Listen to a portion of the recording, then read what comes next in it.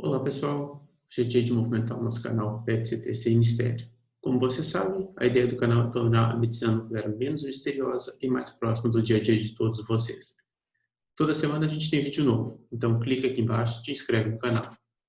Hoje o tema é o que um médico nuclear espera de um responsável pela aquisição de imagens. Eu tomei a liberdade de abranger a medicina nuclear de forma um pouco mais ampla, abordando cintilografia ou medicina nuclear convencional e o PET-CT. Eu sou Diego Bronfman Pianta, médico nuclear. Trabalho nos serviços de medicina nuclear do Hospital São Lucas da PUC e no Instituto do Cérebro do Rio Grande do Sul. Então, o que o médico nuclear espera de um profissional responsável pela aquisição de imagens? Começo com uma pergunta que eu poderia responder de uma forma bastante simples. A gente espera uma imagem adequada para laudar. E eu poderia acabar o vídeo agora. Mas isso não seria justo com o tempo de vocês, nem com o meu. Então eu vou refazer o título do vídeo. Então, hoje vamos falar sobre o que o médico nuclear espera de um profissional responsável pela aquisição de imagens. A gente espera que o responsável execute o exame certo, no paciente certo, utilizando o fármaco certo e o isótopo certo, seguindo os protocolos certos, com a melhor operação possível do equipamento. Em relação ao paciente certo, parece meio óbvio, mas não é, acreditem. A gente tem passado por processos de certificações como a Chemento, a POA, a Joint Commission, e entre outras, a gente tem visto como eles batem na questão da identificação. Um serviço pequeno, com pouco movimento, chamar a Dona Maria ou o seu José para fazer o exame não vai ser um problema. Mas imagine que num serviço mais movimentado existam com frequências várias Donas Marias, vários seus Josés.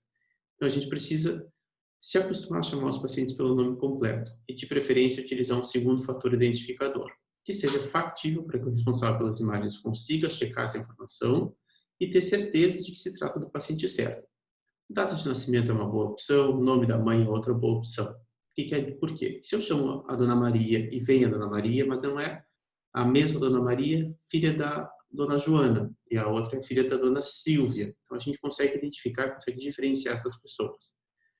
E a gente não pode esquecer também, o exame de medicina nuclear sempre deve ser feito com um pedido médico, para que então a gente tenha uma justificativa de realização. Isso não é só um capricho, isso faz parte inclusive das normas da CNEM, para que a gente use o material radioativo nos pacientes. E é preciso também que o responsável pelas imagens conheça os nomes dos exames que o serviço faz e as suas variações. Nem sempre o médico assistente ele pede o exame com o nome que estamos acostumados. Pense que uma cintilografia renal com DMSA pode vir pedido como cintilografia renal estática ou cintilografia renal qualitativa e quantitativa. Outro exemplo também são as cintilografias de glândulas salivares. Alguns pedidos podem vir escritos como cintilografia de parótidas. E quem há de negar que parótidas e paratireoides podem ser confundidas numa leitura rápida? Ainda mais se quem lê não souber que parótidas são glândulas salivares. E cintilografia de ATM, que é uma cintilografia óssea com aparição específica das articulações temporomandibulares. Além disso, é fundamental que quem execute a aquisição das imagens tenha conhecimentos mínimos de física e de farmacologia. Conhecer o pico de energia do isótopo que se está utilizando e saber a biodistribuição normal do fármaco em questão é fundamental para um bom trabalho. É fundamental saber que o TecNest 99M, ou meta-estável, que a gente usa no dia a dia da medicina nuclear, tem um fotopico em 140 kV e que apresenta uma banda de distribuição chamada banda Compton, de menor energia. Se o equipamento estiver ajustado de forma errada, a imagem pode ser contaminada por equipamentos de espalhamento, que vão deteriorar muito a qualidade. E quando eu digo ajustado de forma errada, é ajustar a janela de aquisição de forma errada. Então, se a gente não setar para 140, com mais ou menos 10% de janela, e botar 20%, ou botar em 115 kevs de energia, a gente vai ter imagens que não são boas. A gente tem imagens que não estão pegando o fotopico do nosso isótopo. E a mesma coisa se aplica para o iodo 131, por exemplo. A gente precisa saber que o pico de energia é em 346 kevs. E como isso é importante na hora de setar o equipamento para aquisição das imagens. Então, de novo, a gente está agora fazendo um exame de iodo, a gente tem que usar o pico de energia do iodo. Não adianta a gente manter o pico de energia do TecNet, que vai dar errado a imagem. Conhecer a biodistribuição normal do radiofármaco é importante para que a gente saiba se tem alguma alteração significativa em áreas de captação ou mesmo se teve algum problema no preparo do fármaco, por exemplo. O MDP tem captação básica nos ossos, com excreção renal e concentração vesical, além de marcar áreas de calcificações anômalas. Então, se eu tenho um MDP e eu começo a enxergar a captação no estômago, captação no tireoide, isso não está certo. Isso me indica muito provavelmente que eu tenho tecnésio livre. Então, a gente precisa saber o que esperar do exame normal para poder identificar se tem alguma alteração de preparo de material. O MIB, por sua vez, ele tem forte concentração no coração, como era de se esperar, já que é o fármaco de escolha para cintilografia de perfusão miocárdica. E ele se concentra também na tireoide, com excreção basicamente pelo sistema hepatobiliar, concentração em alças intestinais e na bexiga. Saber isso explica por que alguns pacientes têm importante acúmulo hepático do MIB, que atrapalha na aquisição e na interpretação das imagens de cintilografia miocárdica. E porque o consumo de alimentos gordurosos, então, que estimulam a excreção biliar, eles tendem a auxiliar na limpeza da imagem. O FDG é uma molécula de glicose marcada com flúor 18. O flúor 18 é um emissor de pósitron. E essa molécula tem concentração usual em tudo que utiliza a glicose como fonte primordial de energia, como o cérebro e o coração, e é eliminado pelos rins e pela bexiga. Agora, imagine um paciente que vem fazer uma cintilografia óssea, apresenta concentração radioativa na tireoide, como eu falei para vocês. Não é o normal, então a gente tem que ver isso de novo. Mesma coisa se eu tenho um FDG, com captação onde não seria o esperado. Pode ser doença, mas a gente precisa saber se tem alguma outra alteração além de doença. E se a gente não usa o colimador certo para o isótopo de interesse, as imagens também perdem muita qualidade. O colimador é um conjunto de septos de chumbo que são capazes de blindar a radiação oblíqua, gerando então o estímulo do cristal a partir dos pontos de interesse. O que difere basicamente o colimador de média, alta e baixa energia é a espessura dos septos. Se a gente usa um colimador de média ou de alta energia e um paciente injetado com MDP marcado com tecnésio, que o tecnésio é um isótopo, como eu disse, de 140 keV, que é um isótopo de baixa energia, olha que ruim que ficam as imagens. Elas não só ficam feias, elas ficam muito inadequadas para que a gente consiga dar um laudo adequado. Então, na imagem A, a gente tem um exame feito num colimador de baixa energia, que é o que a gente esperaria ver. Na imagem B, a gente tem uma aquisição do colimador de média energia. E na imagem C, a gente tem uma imagem feita com colimador de alta energia. Olha como a imagem vai se deteriorando, a gente vai perdendo capacidade de diferenciar fundo e alvo, ou estruturas ósseas, especialmente nos arcos costais, que são mais finos e têm menor concentração do radiofármaco. E a gente vai tendo um deterioro da imagem.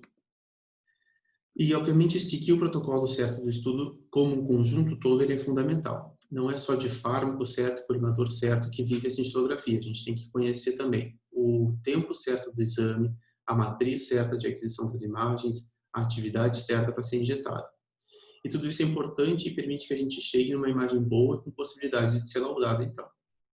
A Sociedade Brasileira de Medicina Nuclear, a Society of Nuclear Medicine and Molecular Imaging, que é dos Estados Unidos, que é a irmã da SBMN, e a European Association of Nuclear Medicine, que é a versão europeia da nossa sociedade, todos esses órgãos dispõem de vários protocolos, padrões para serem seguidos.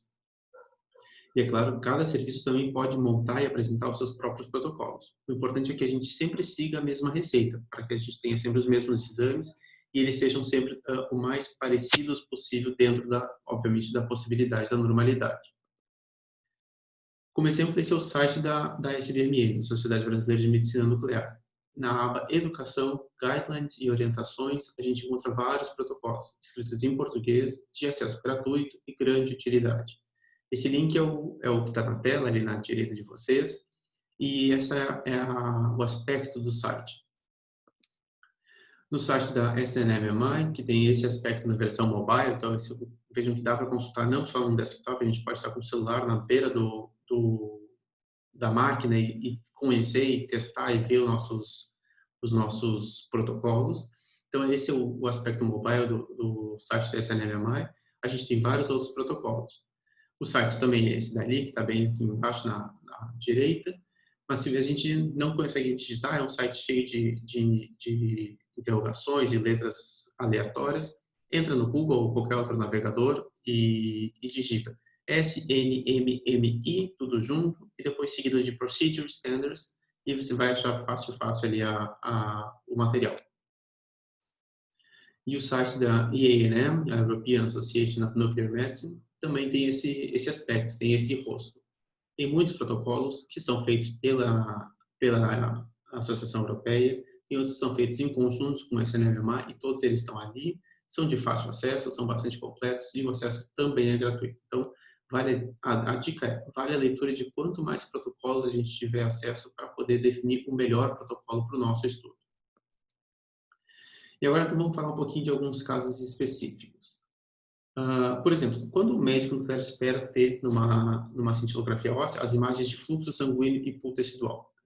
Não é aleatório para o paciente de hoje eu quero pool, para o paciente de amanhã eu não vou querer pool. Existem algumas indicações que são bastante formais de por que fazer pool sanguíneo e por que fazer fluxo sanguíneo. Então, o fluxo sanguíneo ou fase angiográfica, ele nos permite avaliar a perfusão regional e perfusão relativa das estruturas.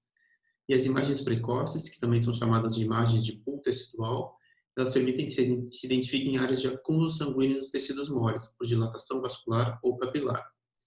As principais indicações de fazer uma cintilografia óssea com as fases iniciais é na avaliação de osteomielite, diferenciação entre osteomielite e celulite, avaliação de síndrome de dor complexa regional, que antigamente era conhecida por distrofia simpática reflexa, avaliação de artrites inflamatórias, de soltura de próteses ortopédicas com ou sem um processo infeccioso associado, de miosite ossificante e de tumores ósseos primários também fica muito mais completa quando a gente tem essas fases do estudo.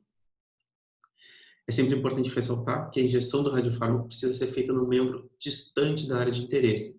Então, se eu quero avaliar uma lesão no braço esquerdo, por exemplo, eu não posso injetar nem no braço esquerdo, nem no braço direito. O ideal é que eu injete no pé direito.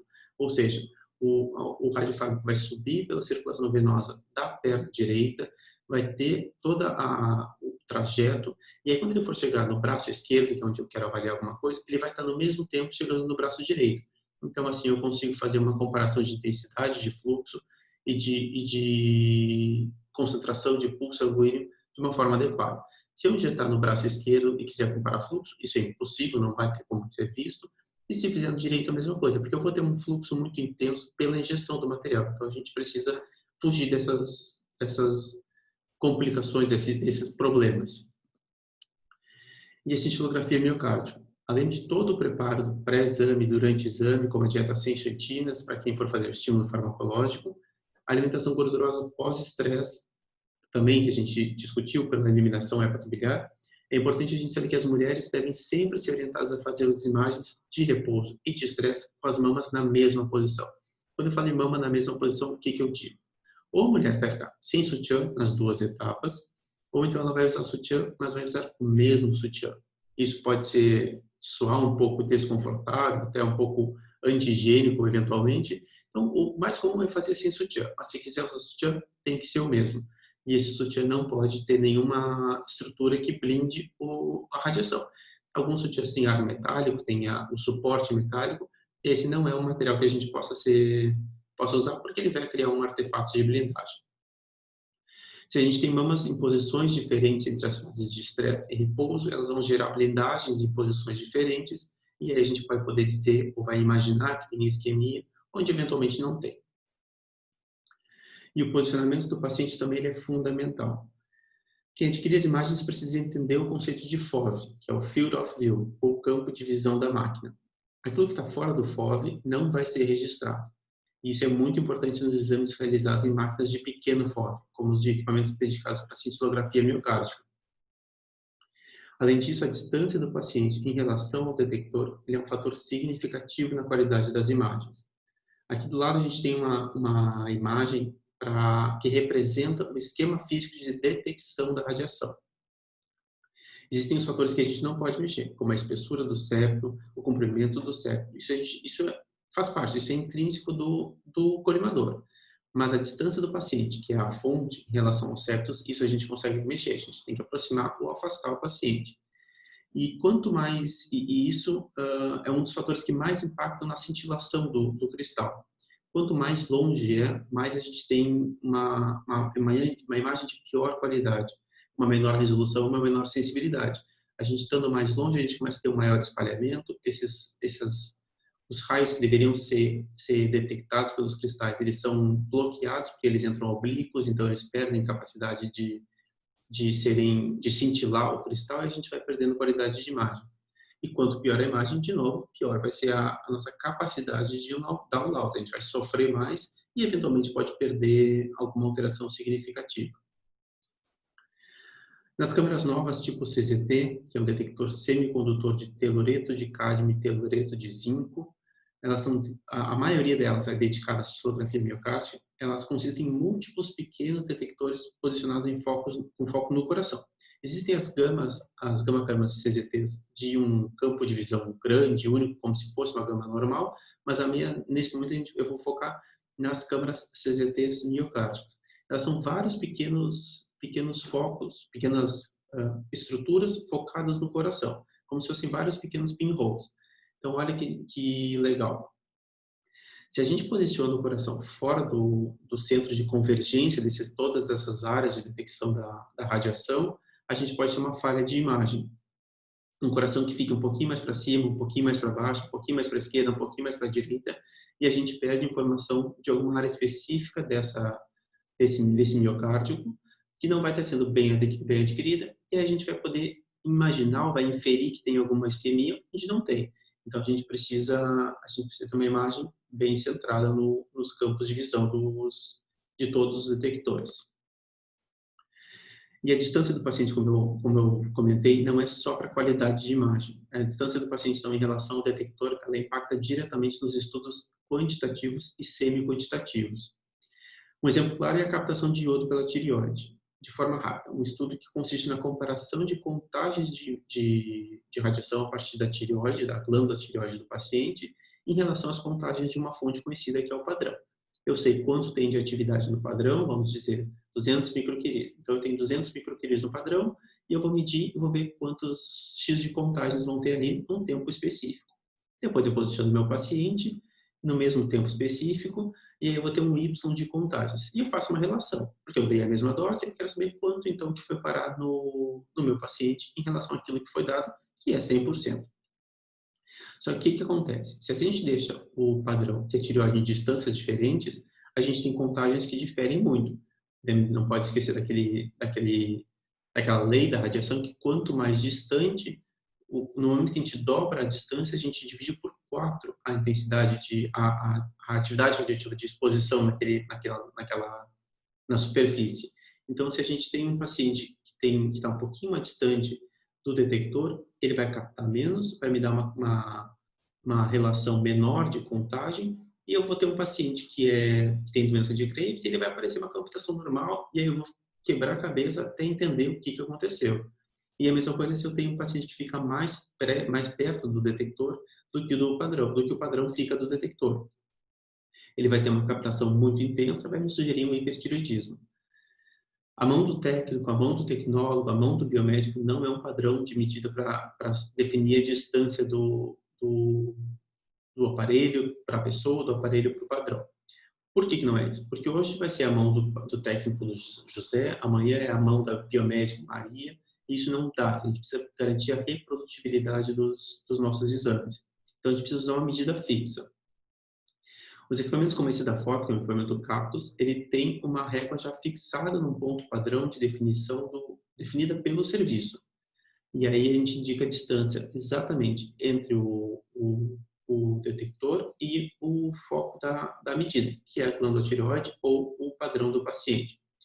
Quem não usa esse equipamento, que não tem um Cactus na sua clínica e faz a medida com a gama-câmara, é perfeitamente aceitável, a gente só tem que garantir que seja feita uma distância fixa, uma distância estabelecida pelo serviço para ser feito isso. De que forma? Usando uma régua, seja uma régua de 20 centímetros, de 30 centímetros, de 25 centímetros, ela tem que ser sempre posicionada entre o limite do pescoço do paciente e o detector, para garantir essa distância, e depois, mesma distância entre o detector e o padrão, para a gente garantir a mesma distância da mesma fonte radioativa.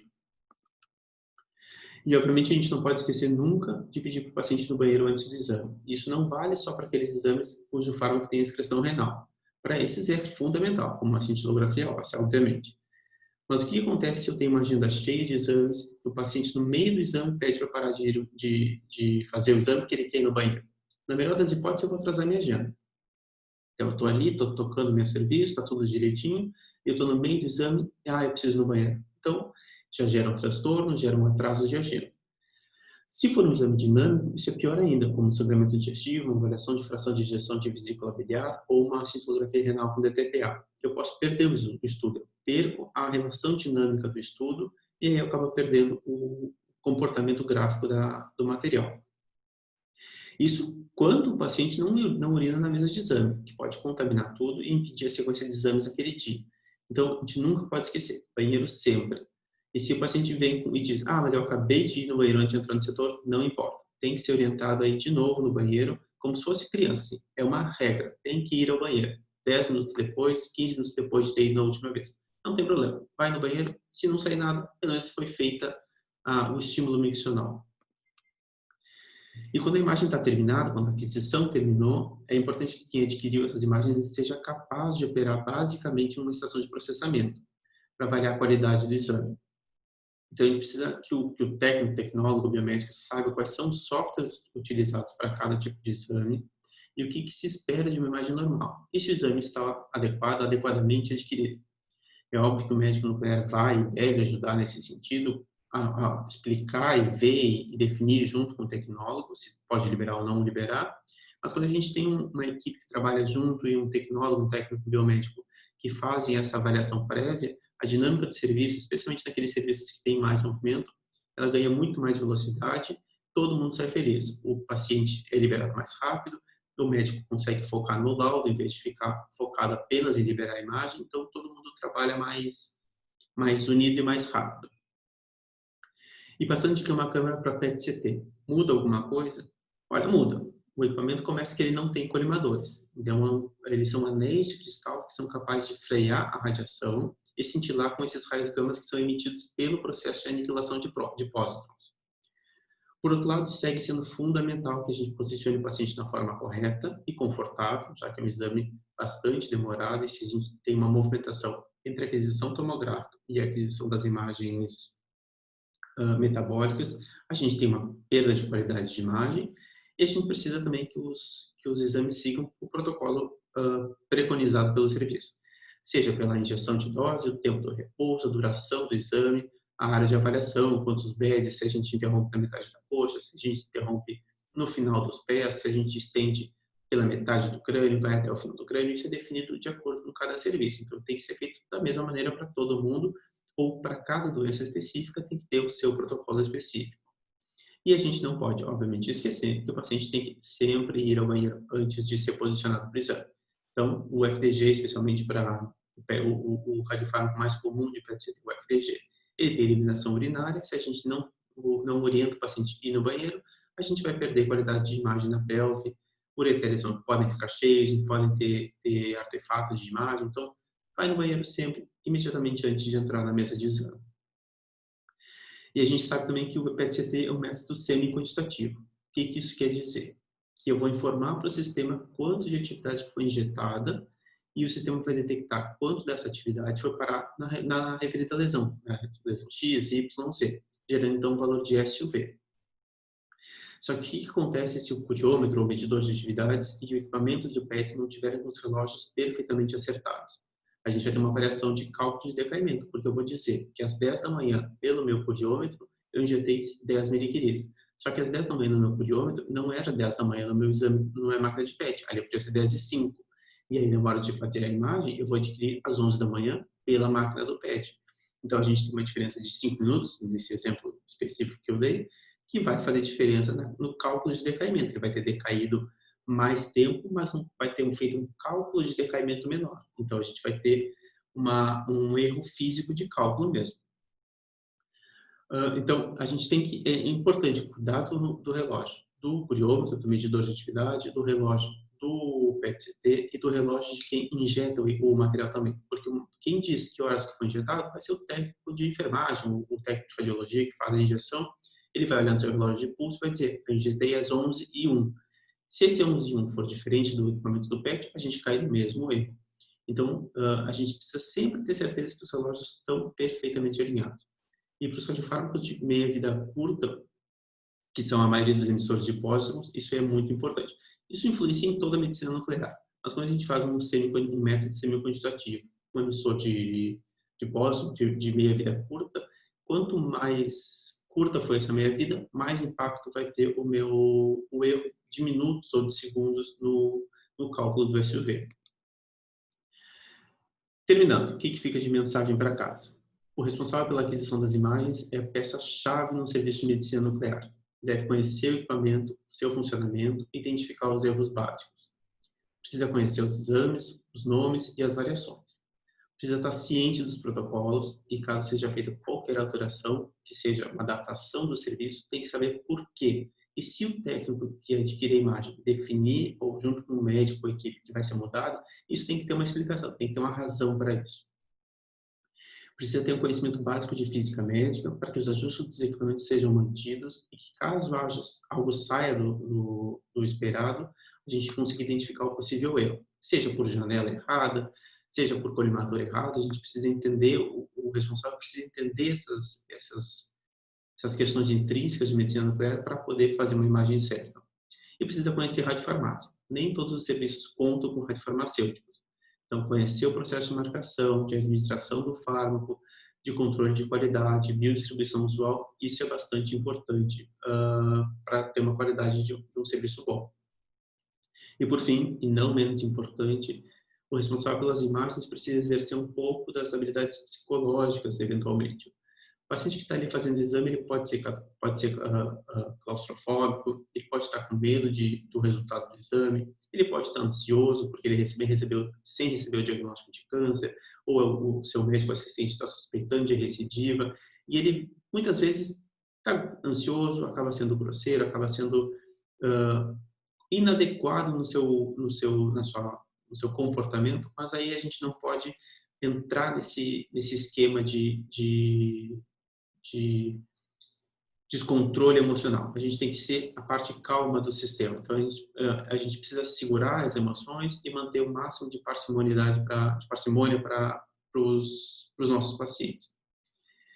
E então, adquirir as imagens tem que acalmar o paciente, explicar como é que é feito o paciente, e aí a gente vai ter um paciente calmo, um paciente orientado, a gente tem as melhores imagens possíveis.